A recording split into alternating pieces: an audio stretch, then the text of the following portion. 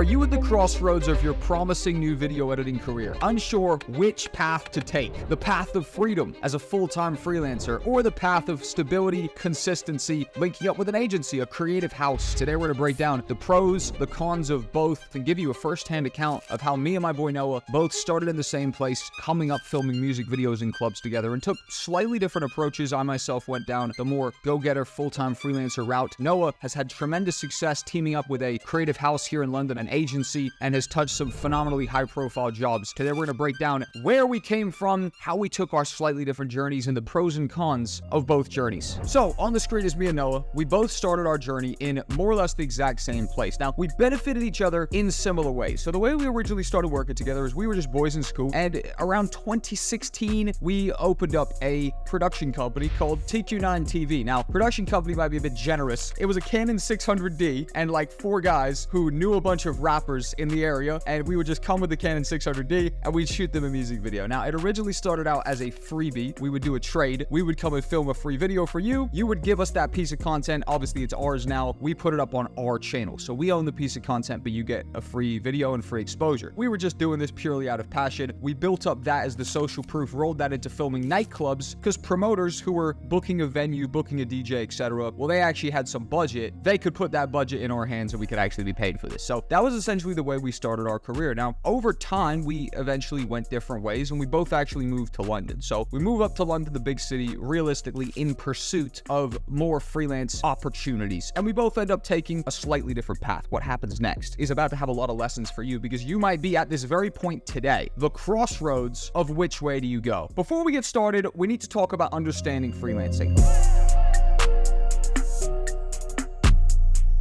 The pros of freelancing: independence, flexibility, and project variety, right? You are completely independent. I don't have to turn up at a specific place on time. Yeah, if I've booked a shoot for 2 p.m., I should be there at 2 p.m., but I don't have a consistent boss who's telling me turn up at 9 a.m. every day, etc. I can book the clients whenever I want. I can do it whenever I want. I can wake up, go for breakfast, do the work at 12 if I want to, etc., etc. And of course, you get project variety as a freelancer because you're going to a lot of places. Throughout the week, I was freelancing on the internet. In the weekend, I was in the nightclub. A huge variety of different stuff.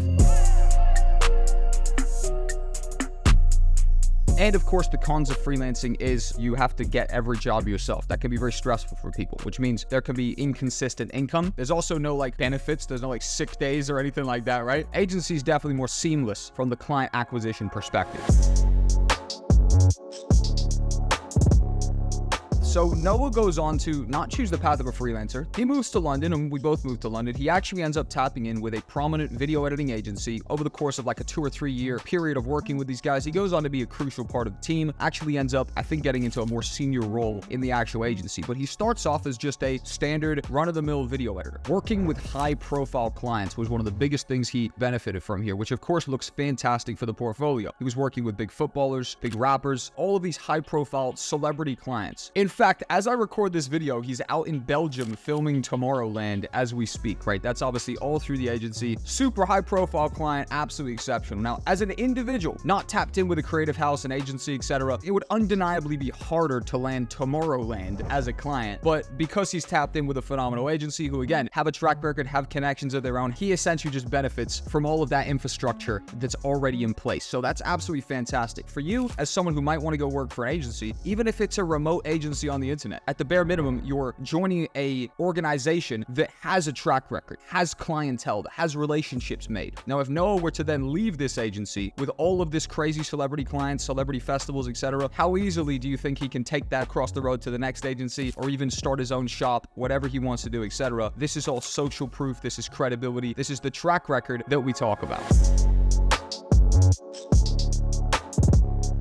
You're working with massive clients. You're benefiting from the network that they already have built up. So you're working with higher profile clients. You have extreme consistency and stability of work. And also, you're not the only person involved in the production here, right? You're actually a team. Noah doesn't just go do it all. He's not a one-man army. He goes out there with a squad. They film it, comes back, he edits it up.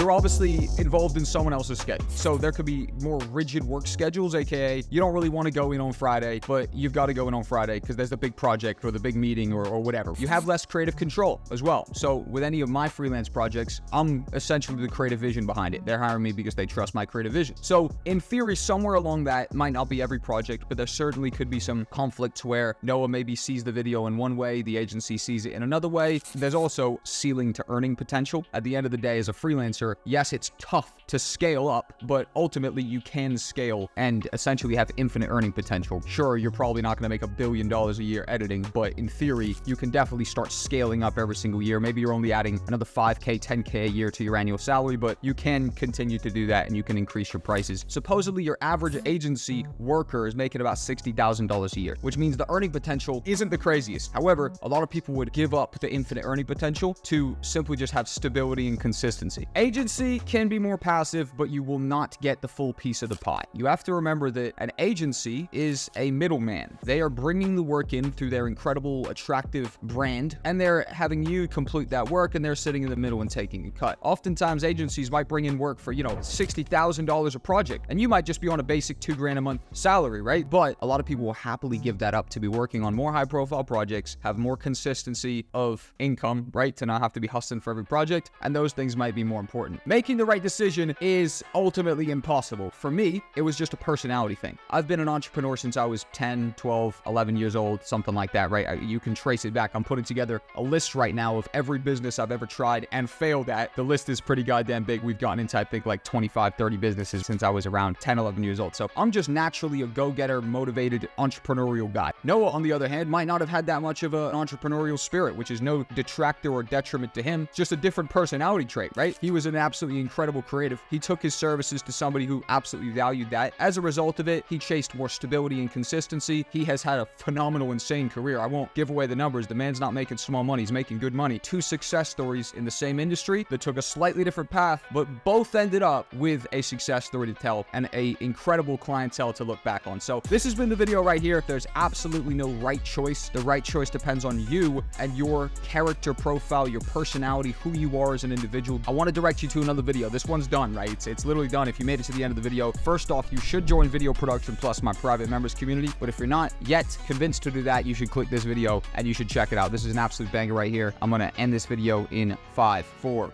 3, 2, 1. I nearly messed up the fingers there. Click this video. I'll see you there. Peace.